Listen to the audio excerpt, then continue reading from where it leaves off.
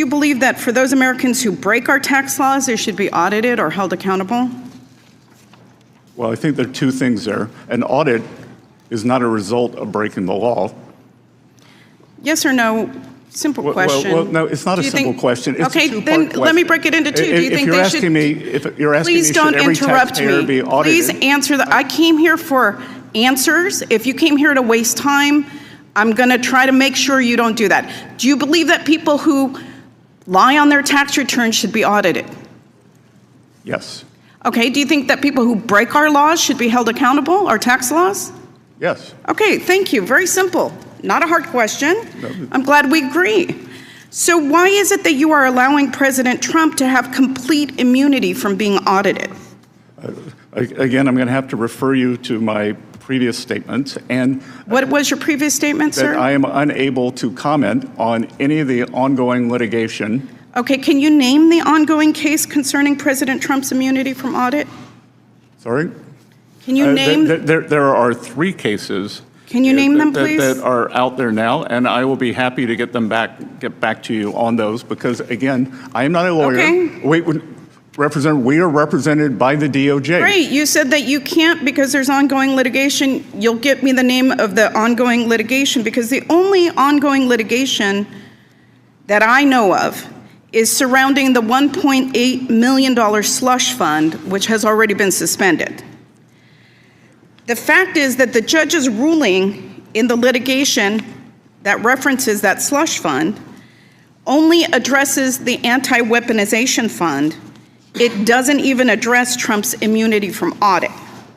So I would like to ask unanimous consent to enter into the record the judge's order in the Floyd versus Department of Justice case. Without objection. Thank you.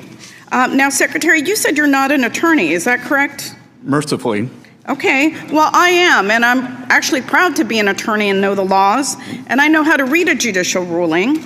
Furthermore, I know that since 1962, the Supreme Court has held that ongoing litigation does not prevent someone from testifying in a congressional hearing.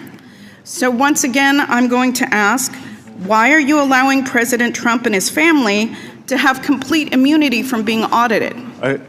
Again, since you're a lawyer, you will understand that the U.S. Treasury and the IRS are represented by the Justice Department and the Acting Attorney General. Yes, but I just mentioned a Supreme Court case that doesn't bar you from testifying. It's pretty clear to me, though, however, that you're not interested in answering questions. You're interested in arguing. Let me ask you this question. If President Biden amended a prior tax return and claimed that he was owed $1 billion, do you think that that would be audited, or should it be audited? I'm not going to talk about any because you're not really here to answer questions. I don't understand why you wouldn't audit that, and I don't understand why you wouldn't do the same for President Trump. So the ruling by the Justice Department, do you have specific knowledge of an audit of President Trump? Excuse me. It's my time. You're not here to ask me questions. I'm here to ask you questions, and hopefully you're here to try to answer some of them.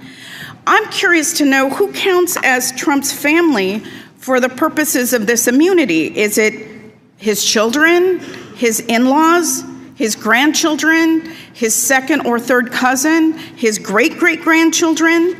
Do you know the answer to that question, Mr. Secretary? Again, I imagine you have the Justice Department phone number. I would suggest you call them. I'm not the one that runs the Department of the Treasury or that oversees what is happening with this immunity that has been granted. I'm not the one either. We follow the instructions of our lawyers, and we obey the law, Representative. I hope that you're proud of your performance today, Mr. Secretary, because I hope you get some social media clips. I think it's pretty safe to say that this is probably the most corrupt Treasury Department in our nation's history. And while you dance around questions to protect Trump, Americans are suffering in Trump's spiraling economy. Inflation is now rising faster than average hourly wages. Nah. Gas prices are at an all-time high with the war in Iran. The cost of groceries has risen 3.2% over the past years, and prices on most goods have gone up because of Trump's tariffs. So I don't see how you could call that anything other than a failure of the most corrupt Treasury Department in history. Your time has expired, Ms. Sanchez. Thank you. My time has expired. Secretary, I would love for you to respond to the accusations at your department, because I think you are due the opportunity for that. The Congresswoman is slanderous. She has nothing but the unsubstantiated opinions, and I will not stand for that. There is nothing corrupt. We move at the highest levels, and just because she cannot get the answer she wants, if she would like to give me facts, she seems long on facts, short on facts, long on hot air, and I will not stand for that. Yeah, that's great. Mr. Arrington is recognized. Thank you. Ms. Del Bene. Thank you, Mr. Chairman. Thank you, Mr. Secretary, for being here. Last year, one of President Trump's first actions was to put his billionaire donor, Elon Musk, in charge of the so-called Department of Government Efficiency.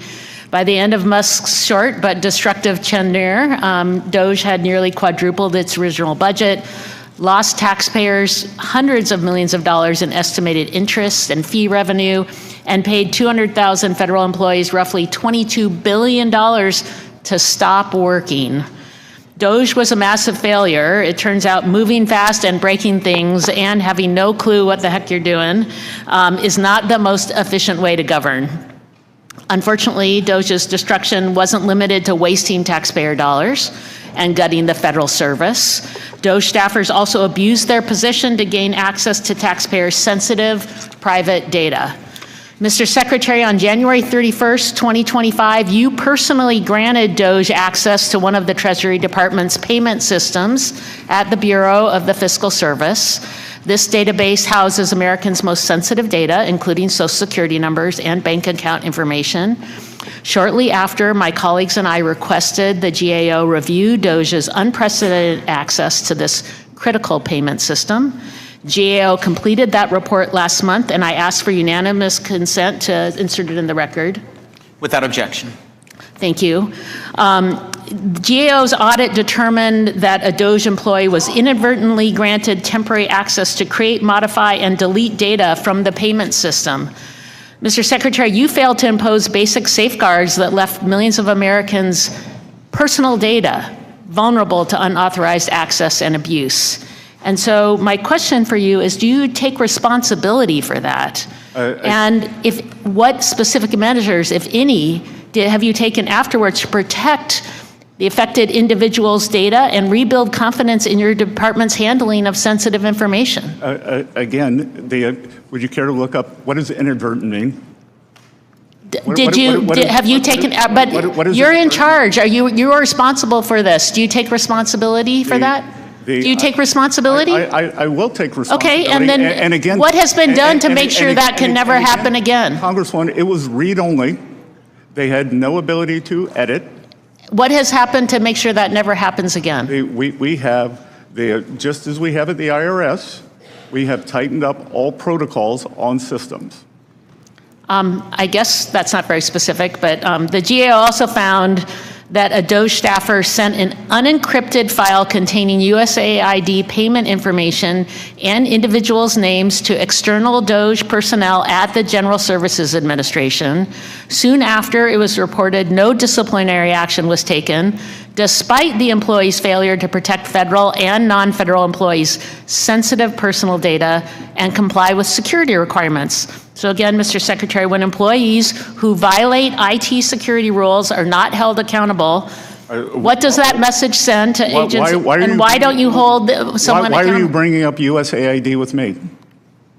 Because a DOGE staffer, GAO found that a DOGE had payment information.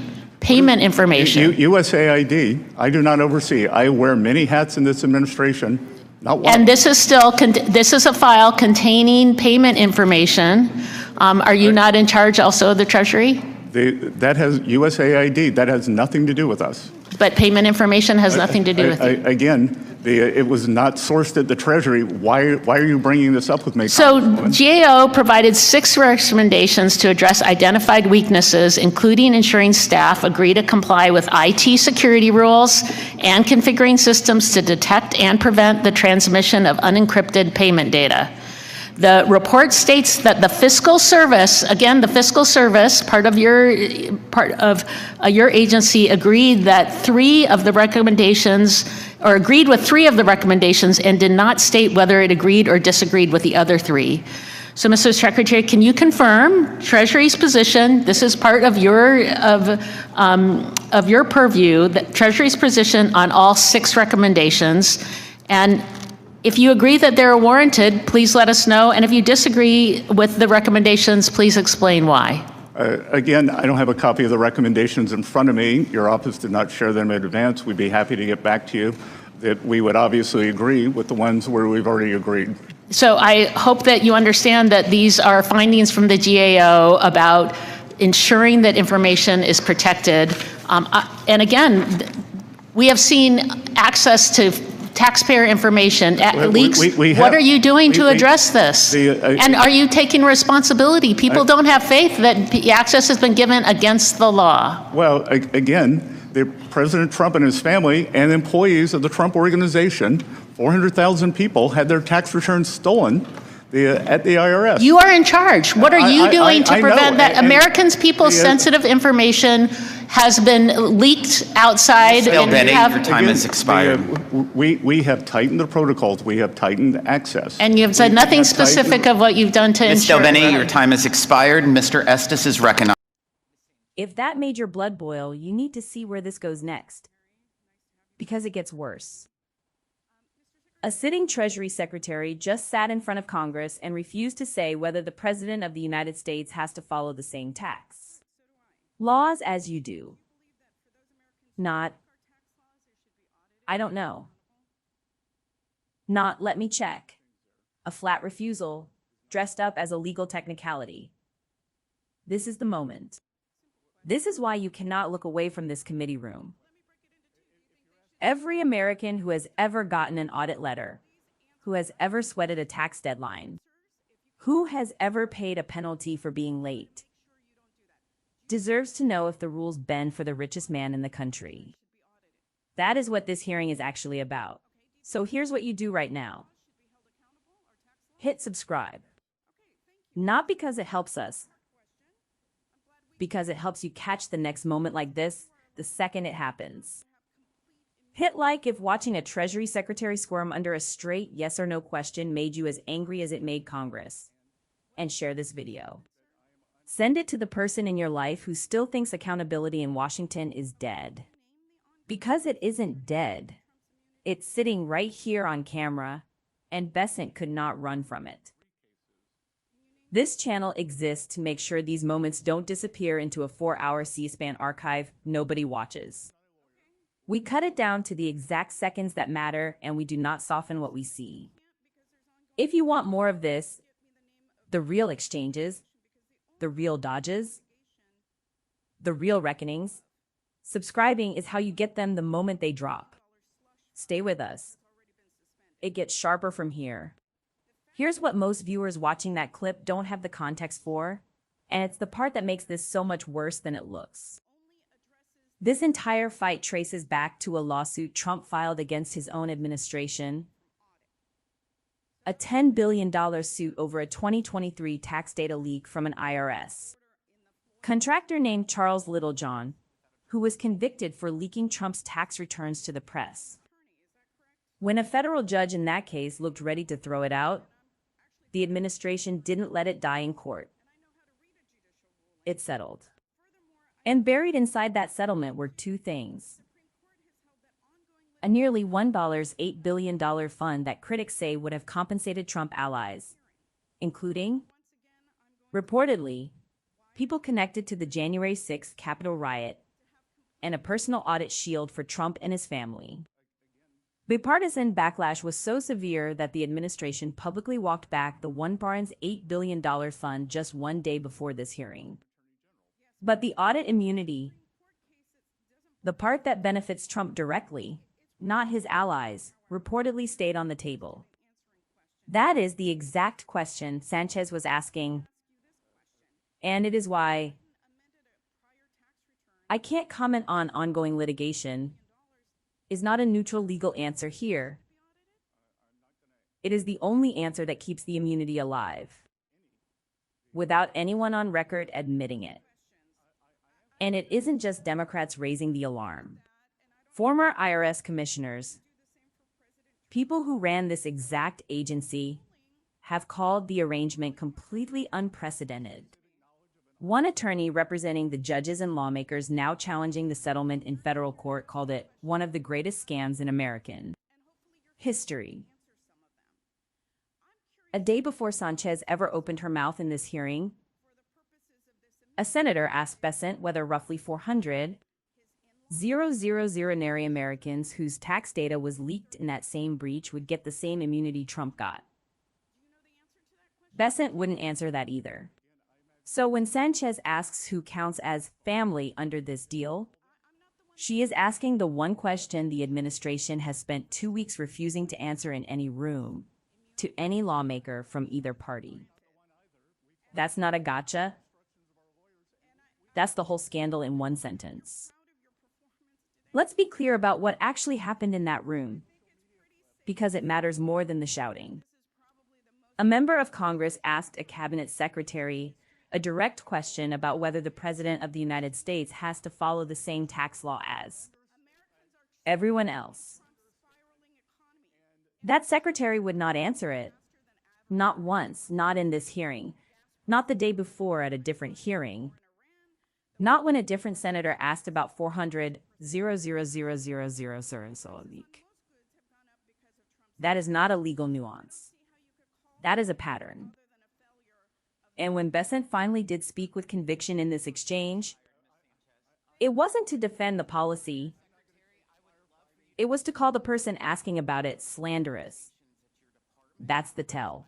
If the answer were simple, if the immunity didn't exist or didn't apply the way Democrats say it does, Bessent had a dozen opportunities to just say so on the record. He never did. Instead, the administration killed the $1.8 billion piece of this deal, the piece drawing the most public outrage. The day before this hearing, while reportedly leaving in place the piece that benefits Trump's own finances. That is not an accident of timing. That is triage. Sánchez's closing line: the most corrupt Treasury Department in our nation's history, is a strong charge, and it deserves to be judged on the specific facts in front of it. A Treasury Secretary who helped negotiate a settlement shielding the president from audits, who will not confirm or deny that shield under oath, and whose own department will not say whether ordinary taxpayers caught in the same data breach get the same protection. Bessent is right that an accusation needs facts behind it. The facts are that he had every chance to close this question with a simple sentence, and every time he chose silence instead. That silence is the verdict.